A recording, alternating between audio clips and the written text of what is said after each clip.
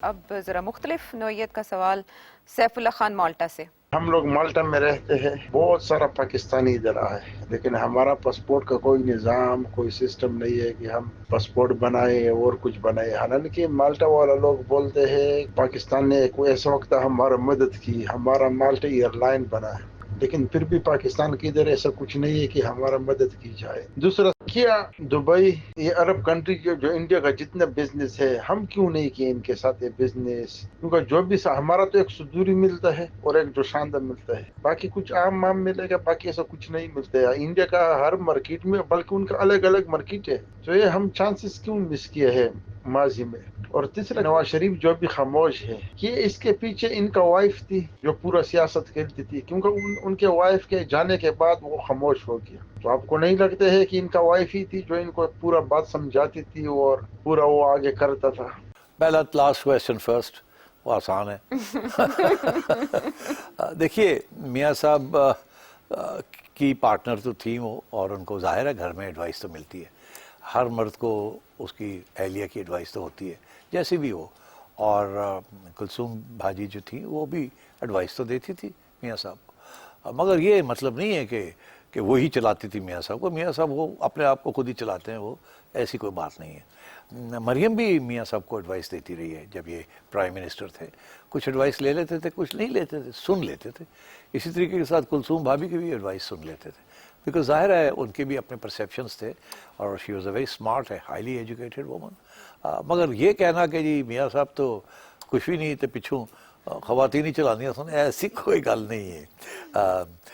البتہ کلثوم بھابھی جو ہیں وہ وین میاں صاحب واز ان ٹربل مشرف کے دور میں، تو انہوں نے پھر وہ گھر سے باہر نکلی، تو پھر like all good wives she fought for her husband. اور یہ آپ نے دیکھا ہمارے کلچر میں بھی اور باہر بھی، یہ ایک اسٹینڈرڈ آپریٹنگ پروسیجر ہے. When your wife gets into trouble the husband lines up behind her, and when the husband gets into trouble the wife lines up behind. ہمارا کلچر بڑا کنزرویٹو ہے، اس کے باوجود the wives have come out, and that is why آپ دیکھتے ہیں خواتین کی کتنی پارٹیسپیشن ہے in the political process in Pakistan. یہ بڑی اچھی بات ہے. باقی اب آئیے پہلے آپ کے مالٹا کے بارے میں مجھے کچھ نہیں پتا، میں مالٹے بہت کھاتا ہوں. باقی آئی بات کہ کیوں ہم اس طریقے سے ایگریسولی ایکسپورٹ نہیں کرتے پاکستانی پروڈکٹس، جو میں سمجھاؤں یہی آپ کا سوال ہے، جیسے انڈیا کرتا ہے. ابھی بات یہی ہو رہی تھی کہ India is a very big economy, and Indians جو ہیں they are ready to make investments abroad.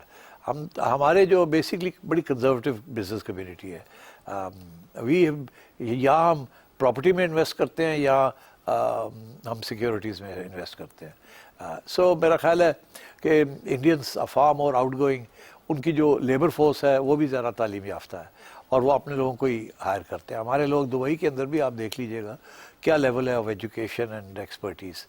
So I think for all these reasons are exports are not as dynamic. But آخری بات تو یہ ہے کہ ہماری جو ساری انڈسٹری ہے پاکستان کے اندر، اسے بہت ہائی لیول آف ٹیرفس سے پروٹیکشن دی گئی ہے. شروع سے ہمیں ایڈ ملتی تھی امریکہ سے، پیسے ہوتے تھے جیب وچ، آپ پہ کی پروڈیوس کرنا ہے، امپورٹ ہی کر لیتے ہیں، امپورٹ کر کے بیچ دیتے ہیں. تو یہاں ایک امپورٹ کا کلچر تھا، پروڈکشن کا کلچر بہت کم تھا. وہی ایک دو چیزیں ہم بناتے تھے اور ایکسپورٹ کرتے تھے جو آسان تھی. کاٹن ملتی تھی، چلو جی کاٹن دی یان بنا لے، اور کوئی ویلیو ایڈ نہ کی، گارمنٹس نہ بنایا، بھائی یان ہی بنا کے ایکسپورٹ کرتا، چپ کر کے بہ گئے آرام نال، کوئی محنت نہیں کی تھی. انڈیا کے اندر آپ دیکھ لیجیے، باقی ملکوں کے اندر وہ یان ہم سے خرید کے بنگلہ دیشی جو ہیں وہ ویلیو ایڈ کر دیتے ہیں. 10 روپے دی یان خریدی تو 30 روپے دا کپڑا بیچتا اور ٹی شرٹ بنا کے. سو مطلب ہے that's where the real innovation is. اب ہم جا کے جاگ اٹھے ہم کہ نہیں ویلیو بھی ایڈ کرنی چاہیے. کیوں؟ کیونکہ دن بدن مشکل ہو گیا ہے to compete in global markets without creating value.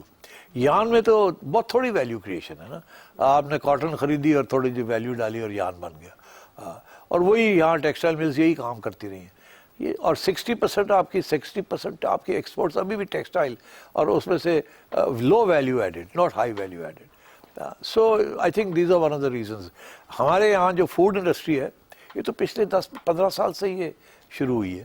پہلے اس سے قبل تو بہت تھوڑے بیسکلی فوڈ سیکٹر کے پروڈکٹس تھے.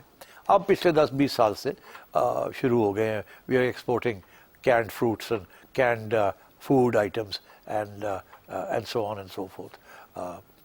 So میں سمجھتا ہوں کہ our exports have been lagging, partly because of government policy, partly ہمارے سیٹ لوگ they have not been as dynamic as the Indian states. تو یہ وجہ ہے. آہستہ آہستہ بہتری ہونی چاہیے بٹ کوئی گارنٹی نہیں ہے بیکاز پرانی عادتیں جو ہوتی ہیں بڑی مشکل ہوتی ہیں ان کو to get rid of them. اب سخی رحمان شمالی وزیرستان سے. 1971 کی جنگ میں دوردرشن اور آکاشوانی کا جو اس کے وقت میڈیا تھا انڈیا کا، وہ جس طرح شیخ مجیب کی حمایت میں آگے آگے آ رہے تھے اور وہ پروپیگنڈا کر رہے تھے، مجیب کو آزادی کا ہیرو پیش کر رہے تھے، اسی طرح ہی آج کل انڈیا کی جو مین اسٹریم میڈیا ہے وہ عاصم منیر کے خلاف پروپیگنڈا کر رہے ہیں اور پی ٹی آئی اور عمران خان کے جو بیانات ہے اس کو ثبوت کے طور پر پیش کر رہے ہیں پاکستان کو توڑنے کے لیے. کیا وہ جو دہشت گرد تنظیمیں ہیں اس کو تو وہ سپورٹ کر ہی رہے ہیں؟ کیا سیاسی انداز میں شیخ مجیب کی طرح عمران خان پہ کام کر سکتے ہیں؟ اسی طرح ہمیں توڑنے کے لیے اس کو مجیب کی طرح ہیرو پیش کرنے میں وہ اپنا سرمایہ لگا سکتے ہیں. دوسری بات یہ ہے کہ D G I S P R نے میڈیا کے سامنے ٹی ٹی پی اور بی ایل اے کے خلاف ثبوت پیش کیے ہیں. کیا وہ دنیا مان جائے گی؟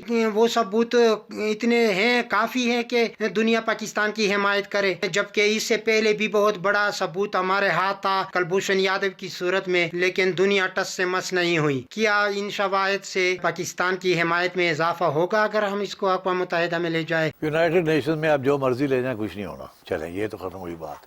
وہاں آپ کے خلاف جو کارروائی ہوتی ہے اس کو چائنا روک لیتا ہے، مگر آپ کے حق میں اگر کوئی کارروائی ہونی ہے تو وہ آپ کو خود اس کے لیے ہوم ورک کرنا پڑے گا اور ڈوسیئر پریپیئر کرنے پڑیں گے. تو جو آج تک بڑا مشکل کام رہا ہے پہلی بات. اچھا آئیے اب کہ دہشت گرد تنظیموں کو انڈیا سپورٹ کر رہا ہے، بالکل کر رہا ہے، وہ تو کھلا، اور ہم بھی یہ کہہ رہے ہیں کہ ٹی ٹی پی کو اور بی ایل اے کو وہ سپورٹ کر رہا ہے انڈیا، اس میں تو کوئی شک ہی نہیں ہے.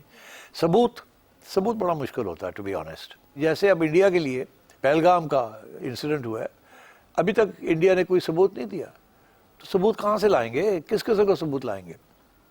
ثبوت وہ ہوگا کہ کیا ہوگا کہ جی یہ لوگ فلانی جگہ سے یہ چلے، اس کے پیچھے یہ اس کے ہینڈلرز تھے، یہ ان کا نام تھا، یہ ان کی آئی ڈی کارڈ ہے، یہ ہم نے ان کی ساری ریکارڈنگز کی ہیں، پھر وہاں سے یہ چلے، ان کو یہ انسٹرکشنز ملے، پھر یہ یہاں آئے، اس راستے کے ذریعے آئے، فلانے لوگوں کو راستے میں ملے، پھر یہاں آ کے انہوں نے یہ کیا، پھر یہاں سے گئے وہ فلانی جگہ اور پھر ہم نے پکڑ لیے ہیں، پھر ہم نے ان سے یہ اور بھی چیزیں برآمد کی ہیں.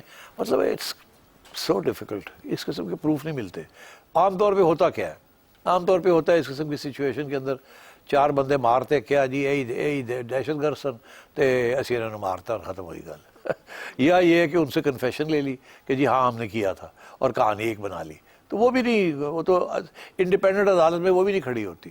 بیسکلی یہ ہے کہ دنیا کو خود اپنی ایک پرسیپشن ہوتی ہے، انڈیپینڈنٹ میڈیا رپورٹنگ ہوتی ہے، انڈیپینڈنٹ، ناٹ پاکستانی میڈیا کو کوئی نہیں یقین کرے گا، انڈین میڈیا کو کوئی نہیں یقین کرے گا. انٹرنیشنل میڈیا اگر آ کے دیکھے اور ان کو کوئی ثبوت مل جائے کہ یہ ہو رہا ہے، اور وہ کس قسم کے ثبوت ہیں، وہ جائیں افغانستان میں، وہ دیکھیں، وہاں پتہ کریں کہاں سے ہتھیار آ رہے ہیں، کہاں ہے انڈیا کا کیا فٹ پرنٹ ہے، ایمبیسیز کے ساتھ کیا تعلق ہے، کونسلر وغیرہ وغیرہ. تو پھر وہ اگر لکھے تو ایک پرسیپشن کریٹ ہوتی ہے. وہ بھی پکے طور پہ نہیں لکھ سکتے کہ جی یہ ہو رہا ہے. اس لیے یہ باتیں چلتی رہتی ہیں کہ جی یہ ہے وہ ہے، مگر ثبوت بہت مشکل ہوتا ہے ملنا. دیکھیے عمران خان کو انڈیا ہیرو نہیں بنائے گا. عمران خان کو اس حد تک سپورٹ کرے گا جس حد تک وہ فوج کے خلاف، پاکستان کی افواج کے خلاف کھڑے رہیں. انہیں انڈیا کو بھی اس بات کا پتہ ہے کہ آج عمران خان جیل میں ہے اور پاکستان کی افواج کے خلاف مہم چلانے کی کوشش کر رہے ہیں، خصوصاً آرمی چیف کے خلاف. کل کو اگر for what ever reason Imran Khan واپس پاور میں آ جاتے ہیں تو عمران خان اسی فوج کا سہارا لے کے حکمرانی کریں گے. عمران خان کبھی بھی پرو انڈیا ہیرو نہیں بن سکتا اس ملک میں، نہ ہی وہ بننا چاہیں گے. یہ بھی میں آپ کو بتا دوں. آپ کو صرف یاد دلاتا ہوں کہ جب یہ آرٹیکل 370 کو واپس لیا گیا تو اس وقت جنرل باجوہ تھے آرمی چیف اور عمران خان تھے پرائم منسٹر. اس وقت اسٹیبلشمنٹ کا یہ موقف تھا کہ ذرا تھوڑا سا اگریسولی اس کو کاؤنٹر نہیں کرنا چاہیے، مگر عمران خان کا یہ تھا کہ نہیں، تکڑے ہو کے اس کو رسپونڈ کرنا چاہیے. تو جو بھی آپ کہہ لیں عمران خان پیٹریٹ ہیں، باقی وہ سیاست ان کی جس قسم کی چلی ہے اس وقت وہ کوئی خاص کامیاب نہیں رہی اور شاید کسی کسی سٹیج پہ کاؤنٹر پروڈکٹیو بھی رہی ہے، مگر یہ کہ انڈیا اس کو ضرور استعمال کرنے کی کوشش کرے گا. کیوں؟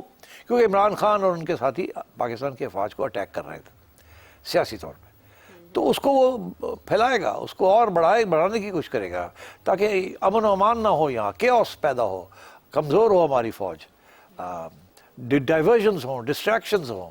اس حد تک تو وہ ضرور کرے گا. مگر کیا وہ یہ چاہے گا کہ کل عمران خان پاور میں آ جائے اور انڈیا کے ساتھ وہ ہاتھ ملا کے بیٹھ جائے گا؟ ایسے نہیں ہوگا. وہاں پھر ریاست کے انٹرسٹ جو ہیں، حکمران طبقہ جو ہے وہ سارے ریاست کے انٹرسٹ کو پروٹیکٹ کرتے ہیں. آج شہباز شریف کر رہا ہے، کل نواز شریف صاحب نے کی تھی، پھر عمران نے بھی کی، اور کل کو اگر عمران واپس آ جاتا ہے تو ہی ول ڈو دا سیم.